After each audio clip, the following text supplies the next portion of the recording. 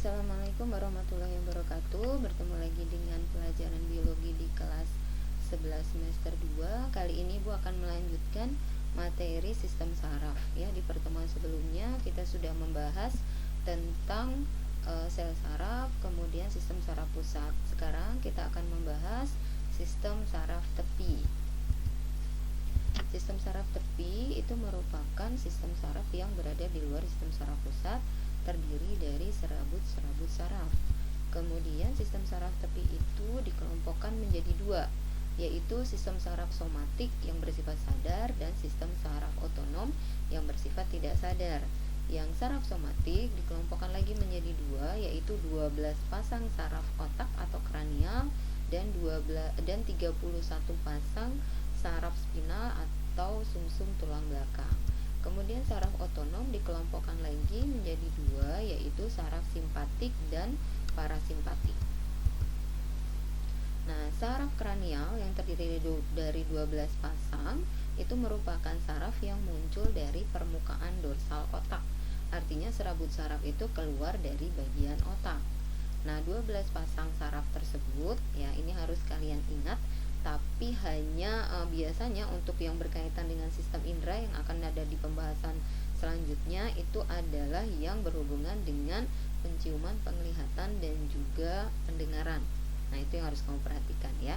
Oke, yang pertama ada olfaktori berkaitan dengan penciuman, kemudian dia bersifat sensori, kemudian optik berkaitan dengan penglihatan, bersifat sensori, kemudian okulomotorik itu otot penggerak mata ya, bersifat motorik, kemudian koklear itu juga penggerak mata, bersifat motorik juga, trigeminal itu berkaitan dengan daerah kepala, berarti juga berkaitan dengan mata, kemudian maksilar rahang atas, mandibula rahang bawah itu bersifat sensorik dan motorik.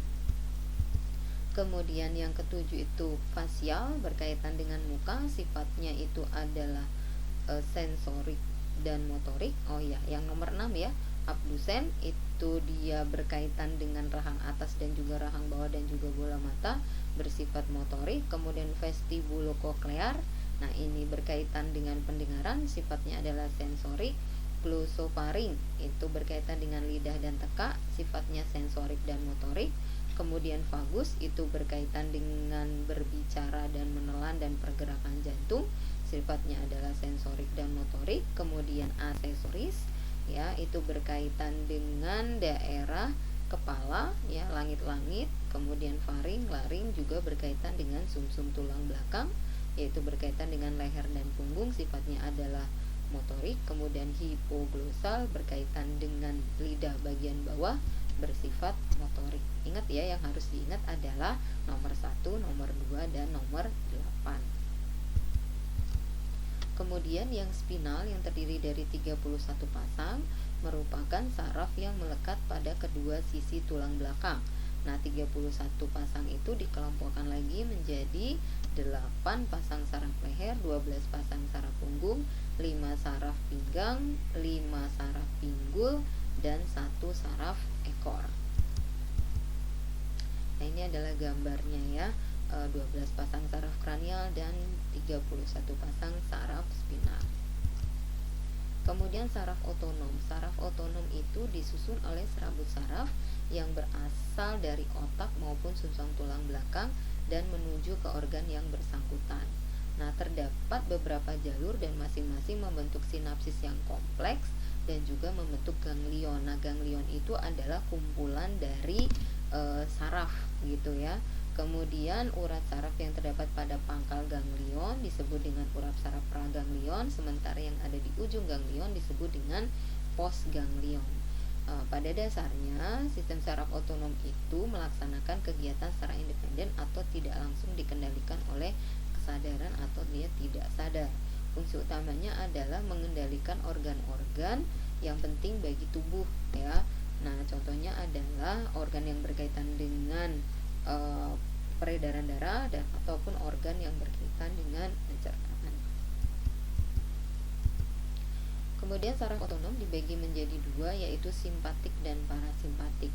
Nah, kita lihat perbedaannya. Kalau yang simpatik itu mempunyai ganglion yang terletak di sepanjang tulang belakang menempel pada susun tulang belakang sehingga urat praganglionnya itu pendek. Sementara yang parasimpatik itu dia urat ganglionnya panjang karena dia sarafnya itu keluar dari kepala dan melekat pada bagian organ yang dituju. Itu ya. Kemudian saraf simpatik dan parasimpatik itu dia bekerja pada organ yang sama tetapi sifatnya berlawanan. Kalau satu merangsang, satunya menghambat ya. Kemudian umumnya sinyal yang dibawa oleh simpatik meningkatkan aktivitas yang menghemat energi. Sementara kalau yang parasimpatik meningkatkan konsumsi energi. Jadi membutuhkan banyak energi kalau yang parasimpatiknya bekerja. Oke, nah ini adalah beberapa contoh dari kerja simpatik dan parasimpatik. Tadi dikatakan berlawanan ya.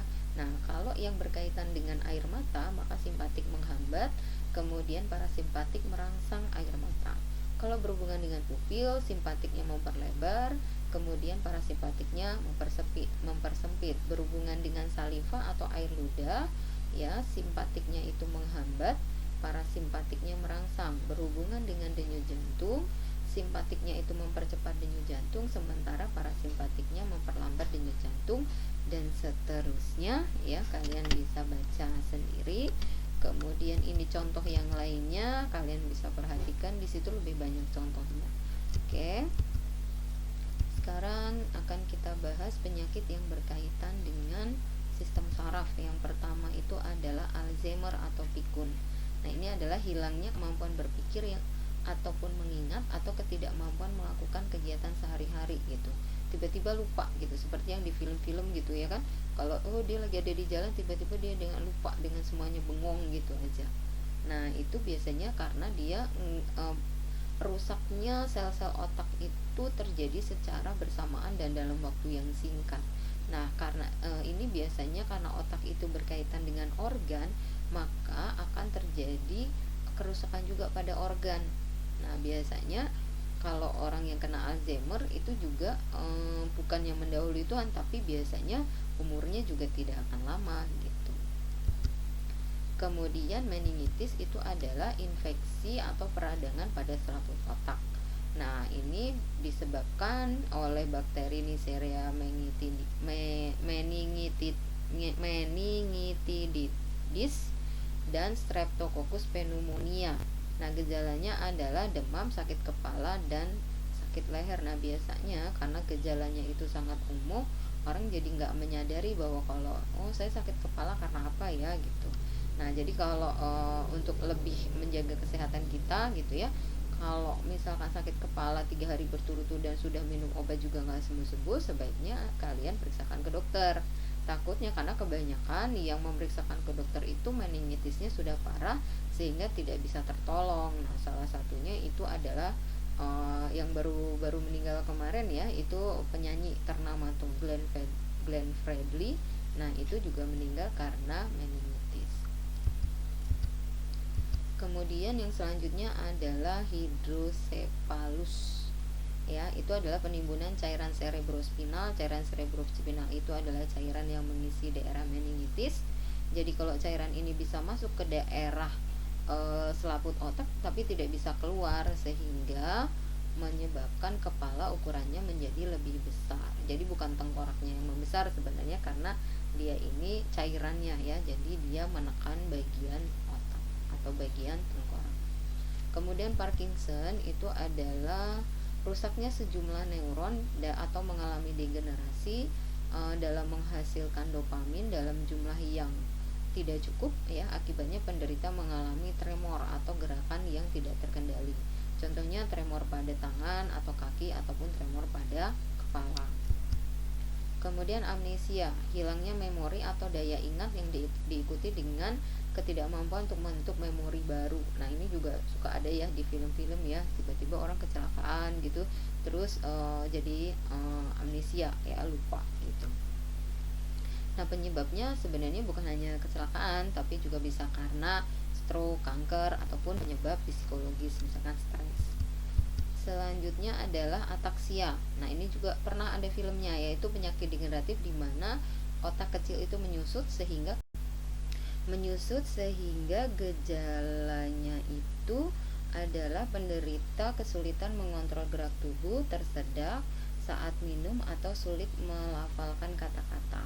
Atau secara umum ataksia ini adalah penyakit yang berkaitan dengan keseimbangan tubuh. Kemudian epilepsi atau ayan ya, itu adalah gangguan pada saraf otak yang menyebabkan kehilangan kesadaran sehingga orang itu menjadi kejang-kejang, tiba-tiba menjadi kejang-kejang dan mulutnya berbusa atau berbunyi. Nah, biasanya kalau kalian melihat orang yang lagi epilepsi atau ayan, jangan dikerubungi. Itu harus dibiarkan saja, nanti dia akan sadar dengan sendirinya karena dia membutuhkan oksigen kan. Nah, makin dia dikerubungi makin lama nanti dia kejang-kejangnya.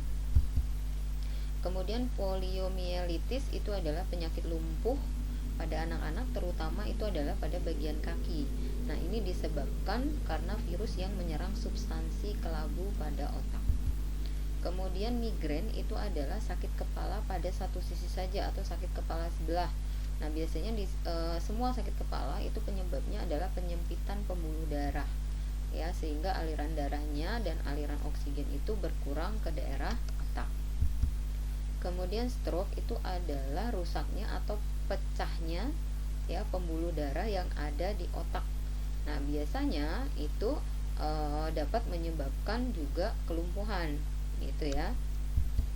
Kemudian encephalitis yaitu peradangan pada jaringan otak yang biasanya disebabkan oleh infeksi virus. Ya, ini adalah penyakit-penyakit yang ada pada sistem saraf ya. Tolong dipelajari kembali ya, selalu ibu ingatkan jaga kesehatan ya. Terima kasih. Wassalamualaikum warahmatullahi wabarakatuh.